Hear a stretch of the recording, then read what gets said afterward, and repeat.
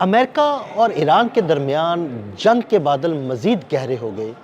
ऐसे में चाइना के कुछ कार्गो जहाज़ ईरान में उतरे हैं। ये कार्गो जहाज़ क्या लेकर ईरान में उतरे, और इससे पहले कुछ रशिया के कार्गो जहाज़ भी ईरान आ चुके हैं। क्या इनमें कोई दिफाई साजो सामान था? इसी बारे में आमिर रज़ा से बात करते हैं। आमिर भाई, कुछ दिन पहले हमने खबर दी थी कि कुछ रशिया के कार्गो तैयारे ईरान में उतरे हैं, जिसमें आपने बताया था कि शायद S-400 फ़िज़ाई दिफाई निज़ाम है। लेकिन अब तो एक ख़बर ये भी है कि कुछ चाइना के कार्गो जहाज़ जो है ना, वो भी लैंड किए हैं ईरान में। उनमें क्या है?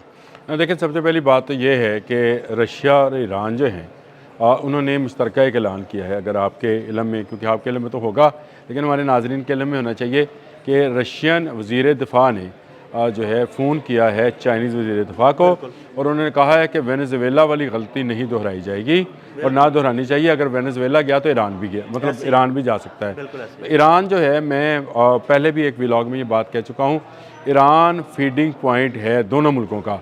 देखिए, दोनों सुपर पावर्स हैं और दोनों का फीडिंग पॉइंट भी ईरान है। चीन ईरान से तेल लेता है सस्ते दामों तेल लेते हैं और बड़ी मिकदार में तेल लेता है। अच्छा, ये फीडिंग पॉइंट हुआ। ईरान रशिया से दिफाई टेक्नोलॉजी ख़रीदता है, तो ये भी उसका फीडिंग पॉइंट है। तो दोनों का फीडिंग पॉइंट ईरान है। वेनेज़ुएला गया जहाँ पे रशिया और चीन मिलकर वहाँ डिगिंग कर रहे थे, वहाँ से तेल निकाल रहे थे, मादनियात, सोना, सब चीज़ें निकाल रहे थे। वहाँ से किक आउट, ये कह देना चाहिए मेरा ख्याल है, दोनों को अमेरिका ने किक आउट किया और निकोलस मडोरो को उठाकर ले गया। अब अगर वो हमला करता है ईरान पर और ईरान से भी रशियन कंपनी और चाइनीज़ कंपनीज़ को उठाकर बाहर निकालता है, तो मुझे बताएं दोनों जो हैं इनकी साख क्या रहेगी? कुछ भी नहीं। अब ये वो पॉइंट है जिस पॉइंट पर आकर दोनों मुल्कों के वज़ीर दिफ़ा ने, वज़ीर दिफ़ा का टेलीफोनिक रब्ता या वीडियो लिंक रब्ता, वैसे ये वीडियो लिंक रब्ता है, वीडियो लिंक रब्ता इस बात की निशानदेही है कि something wrong in this area, और वो चाहते ये हैं कि इसको प्रमोट किया जाए कि हम दोनों ईरान की मिलकर हिफाजत करेंगे। अब आ जाएँ वो जहाज़ जो उतरे। ये असल में बरतानवी एक मीडिया हाउस ने ये ख़बर चलाई। उन्होंने कहा कि कुछ चाइनीज़ जहाज़ कार्गो प्लेन्स जो हैं ये उड़े, लेकिन उसके बाद फ़ज़ा में गायब हो गए। ये इसका एक तरीक़ाकार होता है जी, ये अगर अपने रडार्स और अपनी चीज़ें, वो जो बैनुल-अक़वामी राब्ते की चीज़ें होती हैं, उसको बंद कर दिया जाए तो ये जहाज़ स्क्रीन से गायब हो जाता है। तो उन्होंने कहा कि कुछ अरसे के लिए ये स्क्रीन से गायब रहे जहाज़, और ये जहाज़ जो हैं इसके बाद से सारी कहानी शुरू हुई। फिर एक है न्यूज़ एजी इंटरनेशनल, एक वेबसाइट है न्यूज़ एजी इंटरनेशनल, उसने इस बात को कंफर्म किया कि चाइनीज़ कार्गो प्लेन तेहरान में उतरे। इससे पहले रशियन उतरे थे। अब ज़रा इन दोनों ख़बरों को मिलाइए, अदील भाई आप ही मिला लें। वज़ीर दिफ़ा रशिया, वज़ीर दिफ़ा चाइना, रशिया के जहाज़, कार्गो जहाज़, और चीन के कार्गो जहाज़। तो चीन के कार्गो जहाज़ मेरा नहीं ख्याल कि गंदम के थैले लेकर गए हों। नहीं, बिल्कुल ऐसे ही अमर भाई, ये तो बड़ी क्लियर बात है, गंदम के थैले नहीं लेके गए होंगे, वो कुछ ऐसा सारा सामान लेके गए हैं। अगर अमेरिका हमला करता है तो ईरान के दिफा के लिए बड़ा अहम साबित होगा वो दिफाई सामान। जी, अब आपको समझ आए कि ये दिफाई सामान जो है, दिफाई सामान है। और मुझे जो लग रहा है ये PHQ-9 और PL-15 है।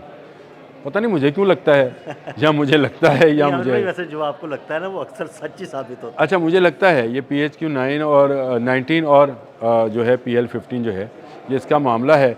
और ये कार्गो प्लेन्स जो हैं, अगर ये वाकई में, क्योंकि अभी तक वेबसाइट्स पर हैं, वहाँ पर है, ना चीन ने इसकी तस्दीक की ना ईरान ने तस्दीक की। अच्छा, दोनों का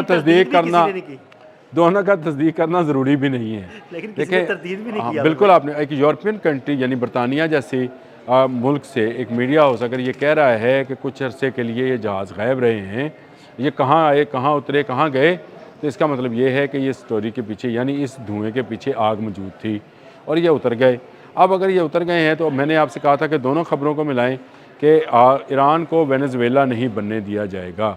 रूसी वज़ीर दिफ़ा और चीनी वज़ीर दिफ़ा का वीडियो लिंक जो ख़िताब है, उसके अंदर यही अदील भाई बात है कि भाई इसको वेनेज़ुएला बनने दिया तो दुनिया में हमारी साख गई। रशिया भी गया और चीन भी गया, तो दो सुपर पावर्स मिलकर अमेरिका से मजबूत हैं। ये भी बात ज़हन में रखें।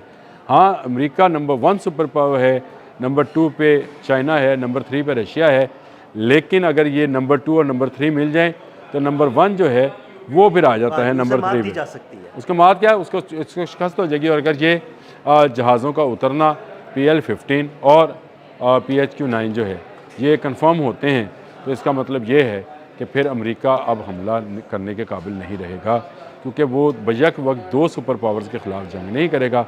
देखें, वेनेजुएला गया तो सारी कंपनीज गई, मैंने ये लफ्ज़ बोला था किक ऑफ कर दिया गया वहाँ से, तो क्या ईरान से भी ये किक ऑफ हो जाएंगे, जो कि इनका बड़ा फीडिंग पॉइंट है।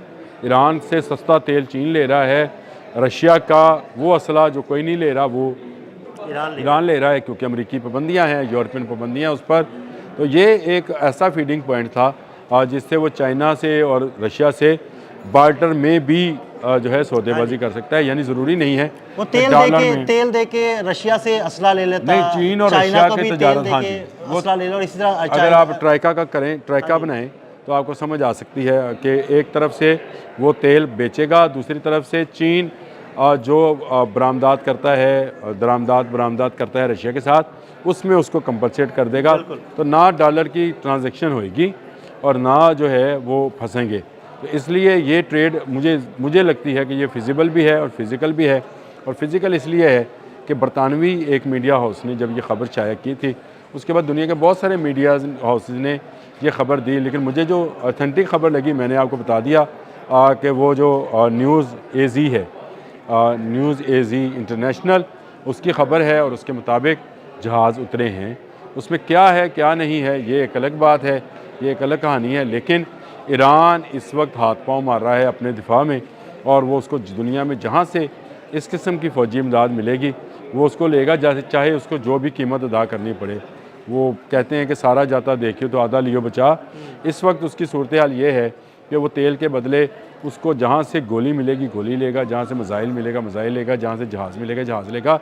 ये कार्गो प्लेन उतरे हैं, तो मैंने ऐसे मजाकन आपसे कहा था कि इसमें गंदम तो नहीं होगी, आटे की बोरियां तो नहीं होगी ना, इसमें ये फ़ौजी जंगी कार्गो प्लेन्स हैं, ये सिविलियन कार्गो प्लेन्स भी नहीं हैं। ये भी फ़र्क रहता है कि ये चाइना के अपने बनाए हुए जो हैं कार्गो हैं Y-20, और ये Y-20 जो पूरी सीरीज़ है, ये जहाज़ गए हैं और इनकी तादाद बताई जा रही है 6 के करीब है।